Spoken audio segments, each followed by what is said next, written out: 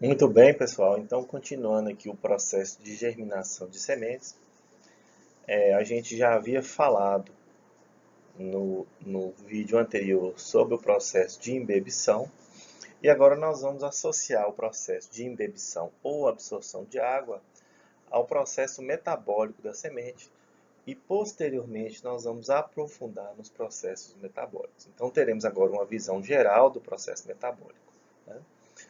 Em termos metabólicos, então, a germinação da semente, a gente pode dividir ela em três etapas. A primeira é a imbebição, que é o momento que a semente geralmente está armazenada ali com 6 a 8% de umidade, para que ela consiga se manter nessa forma, nessa umidade por longo tempo, o metabolismo está muito baixo. A partir do momento que ocorre a imbebição ou hidratação da semente, vão iniciar a reativação ou a aceleração do processo de metabolismo da semente, né? Então a gente tem a imbebição. Nessa imbebição vai envolver a reativação de organelas e macromoléculas pré-existentes nas sementes formadas durante a maturação. Quais são essas macromoléculas pré-existentes, né? São principalmente as moléculas de reserva. Envolve também a quebra dessas reservas da semente, o uso dessas reservas para respiração e consequente geração de ATP, que é a energia metabólica dos vegetais, e também a formação de esqueletos de carbono que vão ser utilizados em outras rotas metabólicas fundamentais para o processo de germinação e para o crescimento da planta. Então é o que a gente tem em termos metabólicos, né? Então a respiração. É importante relembrar que mesmo a semente, considerando que o embrião está viável, portanto, uma semente, né, ele mantém o metabolismo ali respiratório num nível bem baixo, para que a semente consiga sobreviver por muito tempo e se dispersar depois com sucesso, né, crescer novamente e formar uma planta completa, né? Mas quando a semente então começa a se embeber e ocorre todo aquele processo de reativação de enzimas, de degradação de reserva, ela passa a aumentar a atividade metabólica, que é medida por atividade respiratória, e portanto a respiração dela é aumentada, as taxas respiratórias são aumentadas. Então, antes de uma planta se tornar autotrófica, quer dizer o quê? Que ela vai produzir o próprio alimento, né? Uma planta vegetal adulta é um ser autotrófico. O desenvolvimento desse eixo embrionário é dependente das reservas que estão armazenadas na semente, que estão armazenadas, portanto, no endosperma, que é o tecido de reserva, ou cotilédones, né? E essas reservas elas não estão prontamente disponíveis para o uso no processo respiratório, certo? Então elas precisam ser degradadas, elas precisam ser quebradas por algumas enzimas, as amilasas, as lipasas, as proteases, que vamos falar em seguida, né, nas aulas mais à frente aí. Portanto, né, a respiração das sementes em processo de germinação é um caso de particular interesse, já que neste momento a semente não é um ser autotrófico, né? Certo? Ok? Como eu já comentei, né, a respiração de sementes quiescentes, vamos relembrar o conceito de quiescência, né? A semente está apta para germinar, mas a condição ambiental não é favorável ao processo de germinação, portanto ela não germina, né? E a respiração dessas sementes é muito baixa quando comparado com aquelas sementes que estão germinando. Perfeito? Existe, portanto, um padrão de consumo de oxigênio tanto do embrião quanto do tecido de reserva de sementes durante o processo de germinação. Então, se a gente mede o consumo de oxigênio, que é uma medida indireta da respiração, já que o produto da respiração é o gás carbônico, mas se a gente mede o consumo de oxigênio da semente, a gente consegue observar um padrão de 3 fases. Lembrando lá do padrão trifásico de imbebição, mas agora é um padrão de 3 fases da respiração, do processo de germinação, em função do tempo de imbebição. Então a gente tem 3 fases bem definidas para o embrião.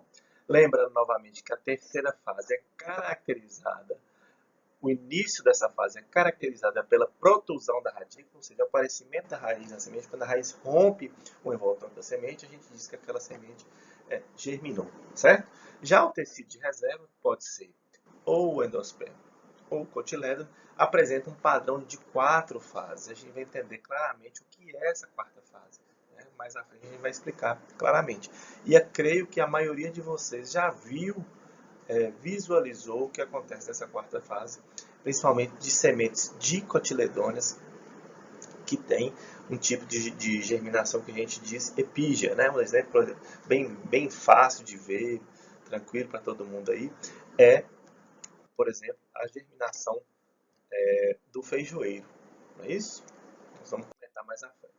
Então, a fase 1 aqui. Então, o que eu observo em relação ao consumo de oxigênio quando eu estou aqui na fase 1, né? Na fase 1, tanto do embrião quanto do tecido de reserva. A gente observa o quê? Um crescimento linear do consumo de oxigênio em função do tempo de embebição. O que está acontecendo? O metabolismo, a respiração das sementes está aumentando de forma linear, né? Observa inicialmente o aumento do consumo, que está atribuído à ativação de enzimas mitocondriais que estão envolvidas no ciclo de Krebs e na cadeia transportadora de elétrons. Então, um aumento linear dessa respiração. Essas observações indicam que a fosforilação oxidativa mitocondrial é a principal fonte de ATP desde o início da ebulição. O que é a fosforilação oxidativa? Vamos estudar a respiração mais na frente, mas podemos adiantar. É aquela enzima conhecida como FO-F1-ATP sintase, que está presente na membrana da mitocôndria, que seria um complexo de biossíntese de ATP. Ok? Então, essa seria a fase 1 do processo de germinação. Já a fase 2, que é essa fase aqui, que ocorre tanto no embrião quanto no tecido de reserva, é isso? É caracterizado por um momento de estabilização, ou seja, existe um pequeno aumento da taxa respiratória, da respiração do embrião e do tecido de reserva, mas é um aumento muito leve dessa taxa. A gente diz que é uma fase de preparação para a germinação, né? Ocorre pequeno aumento nas enzimas envolvidas na respiração ou no número de mitocôndrias durante essas fases. Algumas espécies apresentam essa fase bem estreita, bem curta, ou ausência delas, e outras apresentam essa fase bem típica. Em alguns casos, quando você elimina o tegumento da semente, essa fase também pode ser suprimida. Essa fase 2 seria uma fase de maior estabilização da respiração, né, do metabolismo respiratório. Por que eliminando o envoltório eu diminuo essa fase? Porque muitas vezes o envoltório é uma barreira física às trocas gasosas, tá? Então isso acontece também com algumas espécies vegetais, certo? Por fim, aqui no embrião a gente tem a terceira fase, tanto no embrião quanto no tecido de reserva, a terceira fase aqui bem definida, que é marcada aqui por este ponto, né, exatamente aqui neste ponto, pela protrusão da radícula, que é o fenômeno que marca a respiração, a germinação, né? Então, quando a raiz rompe o tegumento, rompe o envoltório, e aí aparece, já não existe mais aquela barreira, né? O metabolismo do embrião ele é aumentado e, consequentemente, as taxas respiratórias do embrião e dos tecidos de reserva também são aumentadas, né? Esse aumento ele é atribuído a novas mitocôndrias vão sendo sintetizadas no eixo embrionário, e nos tecidos de reserva também ocorre um aumento do número de mitocôndrias em associação com a degradação e mobilização das reservas que estão ali no tecido de reserva. Bom, o embrião cessa nessa terceira fase, né? Que é quando a planta ela vai sendo formada e ela vai formar uma planta, depois um vegetal completo e vai crescer e desenvolver. Já no tecido de reserva, a gente vai observar essa quarta fase aqui, típica de tecido de reserva, né? O que acontece nesta quarta fase? A gente observa isso claramente em condição de campo, principalmente muito fácil de observar em dicotiledôneas, né, com germinação epígea, que ela, quando germina, né, a planta se forma, a gente observa a presença dos cotilédones ali no caule da planta por um tempo. Esses cotilédones, então, com o tempo, eles vão entrar em senescência e vão morrer. É o que está acontecendo nessa quarta fase. E aquela reserva que estava nos cotilédones, que estava sendo mobilizada para o embrião e para o crescimento inicial da planta, ela vai se esgotando, as células vão morrendo e, por fim, ele entra em senescência e morre. Tá? Então, nessa fase 4, ocorre uma queda da taxa respiratória, apenas no tecido de reserva, porque se houver isso no embrião, significa que a planta está morrendo. Não é o caso aí, né?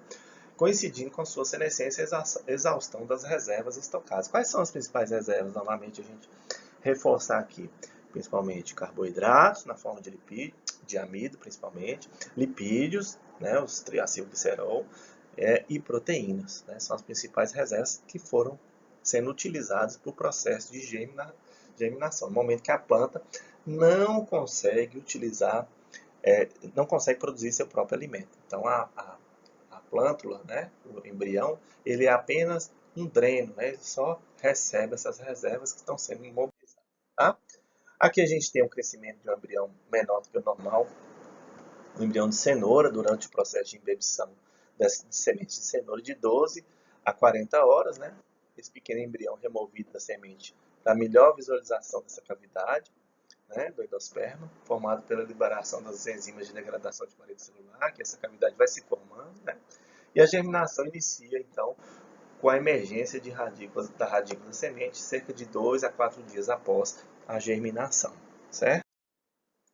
Aqui a gente tem todo o processo de germinação, lembrando que o processo de embebição e o processo de o gráfico de respiração ocorrem de forma concomitante, né? A partir do momento que a semente vai embebendo, vai aumentando a umidade, as taxas respiratórias também elas vão aumentando, certo? Então a gente tem aqui a germinação estricta sensu, que é quando ocorre o quê? A protusão da radícula, marcou a germinação. Que fase é essa aqui? A terceira fase, né? A fase 3, fase 1, fase 2, fase 3. O que marca a fase 3? Protusão da radícula, certo? Essa raiz então vai crescendo, essa radícula, formando uma nova planta, certo? Isso aqui é um processo de germinação de um tomateiro, né? Que é o Lycoperdicum esculento, o nome científico do tomateiro. Tá? Então, o processo de germinação em si, na fase 2, então, eu tenho um processo preparatório para o crescimento, ocorre uma redução da velocidade de embebição, só lembrar do gráfico de embebição, e a respiração se mantém constante ou levemente aumentada. Neste momento, está ocorrendo digestão, né, degradação das reservas. Essas reservas são translocadas, por exemplo, a amido é degradado, formando moléculas menores, translocado principalmente na forma de sacarose, que é um açúcar não redutor, e assimilação dessas reservas pelo embrião, né? Essa digestão então, em substâncias solúveis e difusíveis, né, para que essa substância consiga se movimentar do tecido de reserva para o embrião. A translocação, que nada mais é que o movimento dessa substância do tecido de reserva para o embrião, ou seja, o transporte, e a assimilação pelo embrião para formar novos tecidos. Aqui a gente tem alguns exemplos de espécies que apresentam a fase 2, espécies bem comuns, né? Milho, a soja, o feijão, né? O amendoim. E algumas espécies que não têm essa fase 2 típica, né? Que é o arroz, o trigo, né? A mamona, a cevada, né? São espécies bem conhecidas. Né? A digestão também ocorre nas fases 1 e 2, a degradação, a digestão dessas reservas pelas amilases, pelas lipases, pelas proteases, né? Elas vão decompor essas reservas para produtos mais simples e solúveis, não é isso? As enzimas, principalmente essas aqui, né? Lipases, amilases, proteases, peptidases, essas enzimas vão atuar degradando essas reservas para que elas estejam prontamente disponíveis para o embrião, para a multiplicação celular, e a demanda do embrião nesse momento por essas substâncias é muito grande, né? Existem alguns catalisadores, né, que podem estar localizados no embrião, que influenciam diretamente a velocidade das reações, né, para que essas reações sejam mais ágeis. E os sistemas enzimáticos presentes vão determinar os tipos de reação que ocorrem nas células e os compostos que serão produzidos. Tá? Por exemplo, as amilases, nós vamos depois destrinchar, explicar melhor sobre as amilases, vamos atuar sobre o amido, que tem como principal produto a sacarose, que é um açúcar não redutor, e o ATP, né, que é uma energia metabólica que o embrião também precisa. As lipases vão agir sobre os triglicerídeos, né, lembrando lá que eles estão nos oleossomos, conforme já comentamos, produzindo glicerol, que é desviado para a biossíntese de ATP, e os ácidos graxos, né, no metabolismo lipídico, para produzir tanto glicose quanto ATP. Já as proteínas são sofração das proteases, que vão produzir aminoácidos. Esses aminoácidos podem ser utilizados para a síntese de novas proteínas lá no embrião também, ou para a liberação de energia. Ou os peptídeos, que por ação das peptidases vão produzir novos aminoácidos ali fundamentais naquele processo. Tá? Essas reservas, então, digeridas precisam ser translocadas para o eixo embrionário, né? Elas precisam ir para o embrião, e essa translocação ocorre com alguns compostos predominantes, né? São os principais compostos translocados. A sacarose, né? Que é um açúcar não redutor, que é um carboidrato, os aminoácidos, não é isso? E compostos fosfatados. Algumas reservas são transformadas, né, em paredes celulares, né, nos protoplasmas, para a formação de novos tecidos. E é importante relembrar aqui, ó, né, que sementes dormentes, o embrião está viável, não ultrapassa a fase 2 do processo metabólico. As sementes não viáveis, né, ou seja, o embrião morreu, elas também vão parar na fase 2, já que não haverá nenhum desses processos metabólicos descritos. Então, tem a imbibição, que a gente comentou no vídeo anterior, e a respiração, metabolismo respiratório, que a gente está comentando nesse agora. Em breve a gente vai fazer outro vídeo, disponibilizar para vocês, para a gente continuar a nossa discussão. Agradeço a atenção de todos. Fiquem à vontade para fazer perguntas, questionar. A gente vai discutir esse assunto melhor ao longo da nossa disciplina.